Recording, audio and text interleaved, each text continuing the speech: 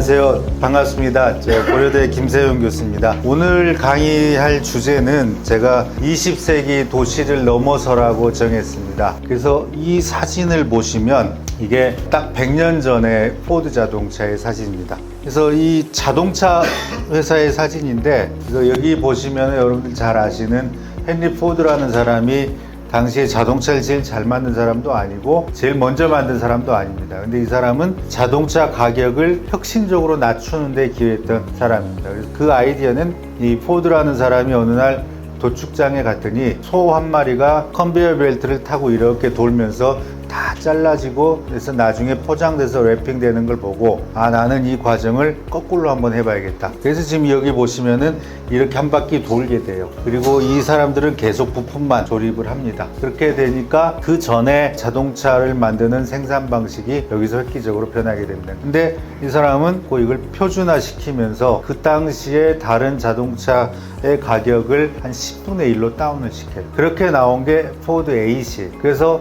당시에 미국의 도로 상황이나 뭐 이런 거 보면은 어마어마하게 팔려. 무려 1,500만 대가 팔려요. 엄청난 베스트셀러가 됩니다. 그래서 이걸 가지고 미국이 자동차 대중화 시대를 서서히 열어가게 됩니다. 근데 그 결과 나타나는 게 이런 겁니다.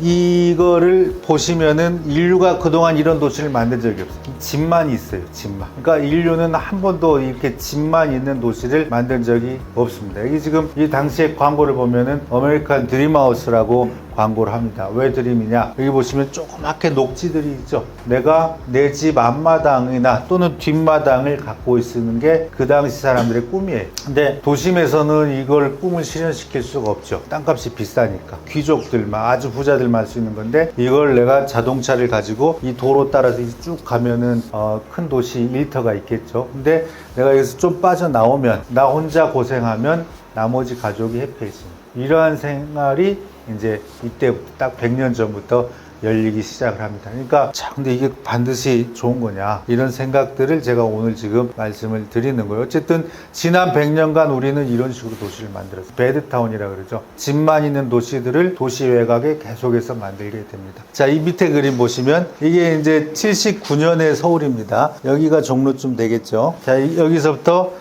2010년까지의 변화인데 불과 한 40년, 30년 만에 이렇게 노란색이 늘어나요. 노란색이 도시화된 지역이죠. 79년만 해도 강북의 면적이 훨씬 넓죠. 88년 올림픽 할 때쯤 되면은 상계동을 개발하는데 거의 그래도 비슷합니다. 그 다음부터 이제 이렇게 도시화가 쭉 되니까 거의 실제로 서울이 만들어지는 거는 거의 20년 동안에 다 만들어져요. 엄청난 속도로 만들어요. 그러니까 우리가 그런 말 흔히 하는데 로마는 하루아침에 이루어지지 않았다 이런 말을 하잖아요. 근데 실제로 역사적으로 보면 로마, 맨하탄 하루아침에 만들어져요. 굉장히 빠른 속도로. 근데 이게 이렇게 돼서 살고 있는데 자, 이 결과 이런 현상이 이제 나타납니다. 잘 아시죠? 어딘지 세운상가가 68년에 오픈합니다. 그 당시에 유명 건축가였던 김수근 선생이 서구 모델을 그대로 따다가 이제 하는데 여기 보시면은 2층에 사람들이 걸어 다니고 1층은 차가 다니게 해놔요. 이게 이제 도시 설계에서는 수직 분리라고 하는 이제 보행자고 차량을 아예 서로 볼 일이 없게 떼버리는 요새는 이런 기법 안 쓰는데 그 당시에 이제 미국이나 유럽에서 유행하던 수법이에요. 이걸 해서 하는데 사실 이제 그게 왜 그랬을까라는 건 저도 지금 의문이에요. 왜냐하면 68년의 통계를 보면 서울 시내에 등록된 자동차 대수가 2만 대가 안 돼요. 굳이 이런 방법 안 써도 사람하고 차가 별로 볼 일이 없어요. 근데 이분은 설계를 하실 때 굉장히 한국이 빠르게 발전할 거라고 미리 아셨는지 어마어마하게 큰 스케일로 이걸 짓고 그리고 밑에 상가가 있고 이런 이제 멋진 주상복합이 68년에 분을 하는데 이게 불과 20년이 안 돼서 재건축 논란에 휩싸이게 됩니다. 왜? 아까 보셨듯이 외곽으로 이제 빠져나가기 시작하죠. 우리가 90년대 초부터 본격적으로 5개 신도시를 만들면서 도시를 외곽으로 빼기 시작해요. 그러니까 서울이 조금 묘해지기 시작을 해요. 왜냐하면 여러분들 잘 아시는 121 사태 기억나시죠? 68년 1월입니다.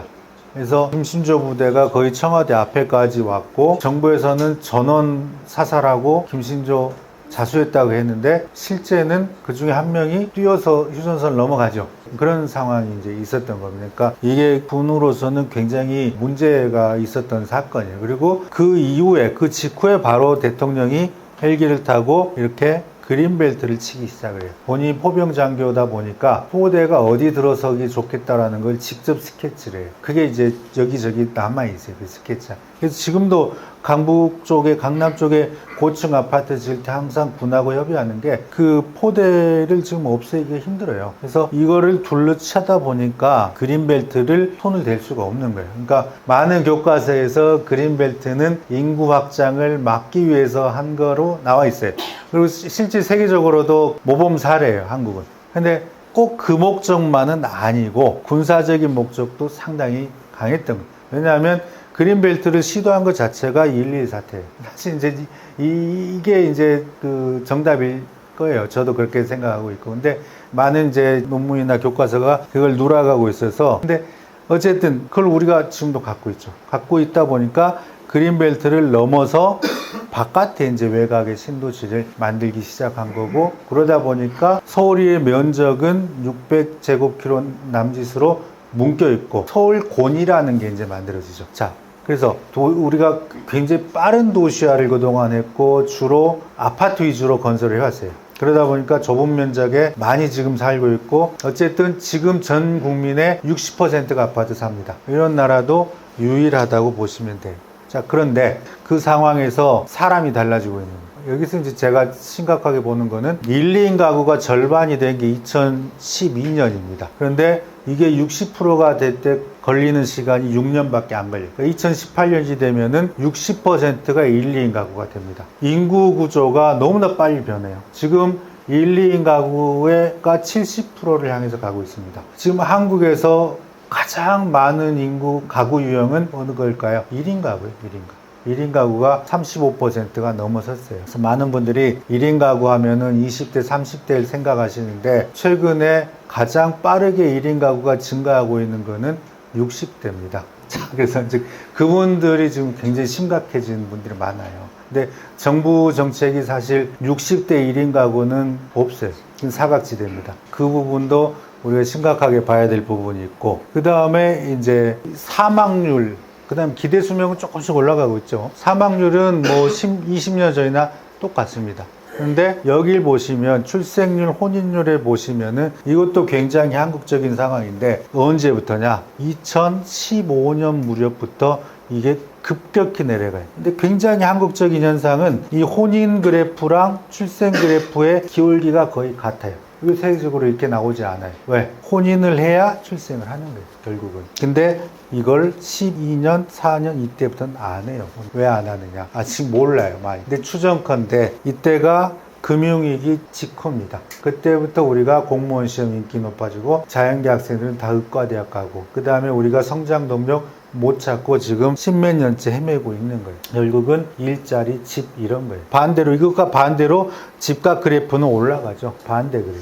이게 혼인을 안 하니까 출생을 할 수가 없는 거예요. 혼인이라는 거는 자기가 개인이 그냥 결정하는 문제로 미루는 거예요. 근데 이게 회복이 안 되고 이렇게 되는 거죠. 하여튼 이 인구 문제가 따지면 따질수록 심각하고, 우리가 그걸 그동안 다루는 방법은 굉장히 다른 각도에서 진행이 되었기 때문에 편차가 날 수밖에 없는 겁니다. 자, 이러한 트렌드, 오린빌이라고 합니다. 스세권이란 말 들어보셨어요? 스세권? 스타벅스 세력권. 왜 그런 말이 나오냐면, 한국 사람이 1년에 커피를 400잔 이상 마십니다. 그래서 제가 전 세계 평균이 얼마인지 찾아봤어요. 106잔이에요.